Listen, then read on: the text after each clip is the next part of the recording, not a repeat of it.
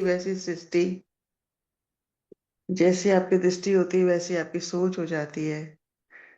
एक बार सुनी हुई होगी आप लोगों की, लेकिन फिर भी हमें अपने आप को याद दिलाना होता है हर चीज को, कि एक बार द्रोणाचार्य जो है पांडवों और कौरवों को कहते हैं कि भाई आश्रम में शिक्षा देते हैं, कि एक दिन तो उन्होंने सोचा कि चलो इनको ज्ञान की व्यवहारिक शिक्षा ली जाए इनसे।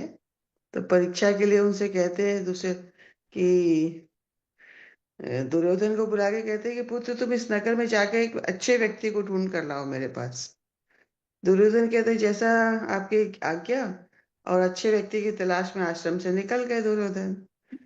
कुछ दिनों के बाद में लौट कर के आकर कहता है गुरुदेव मैंने बहुत ढूंढा, किंतु मुझे एक भी अच्छा आदमी नहीं मिला जिसको मैं आपके पास ले आता।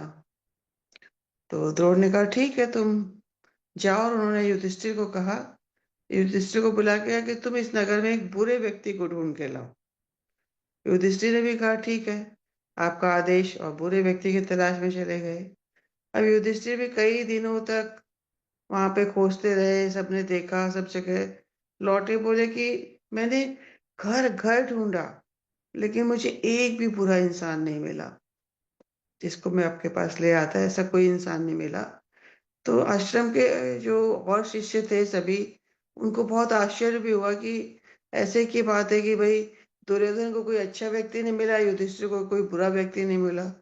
तो बोले कि गुरुदेव ये सब दोनों जन झूठ बोल रहे हैं, ऐसा तो नहीं हो सकता है। तो शिष्यों की इस बात पे द्रोण हंस पड़े। उन्होंने कहा कि ये दोनों सही कह रहे हैं, ये दुर्योधन और युधिष्ठिर दोनों की दृष्टि और सोच है। जैसा व्यक्ति खुद होता है ना, अन्य सभी लोग उसको वैसे ही दिखते हैं। अपने बुरे सोच के कारण दुर्योधन को कोई भी अच्छा इंसान नहीं दिखा, और युधिष्ठिर को अपनी अच्छी सोच के कारण एक भी बुरा इंसान नहीं दिखाई दिया। तो सभी इंसान में अच्छाई होती है, सभी में बुराई। ये मात्र हमारी सोच है, देखने की क्षमता, उस व्यक्ति के प्रति हमारी धारणा। तो बस हमें अपने आप में देखना है कि यदि हम किसी में बुराई देखते हैं तो हमारे भीतर बुराई है, इसलिए हमें बुराई दिखती है।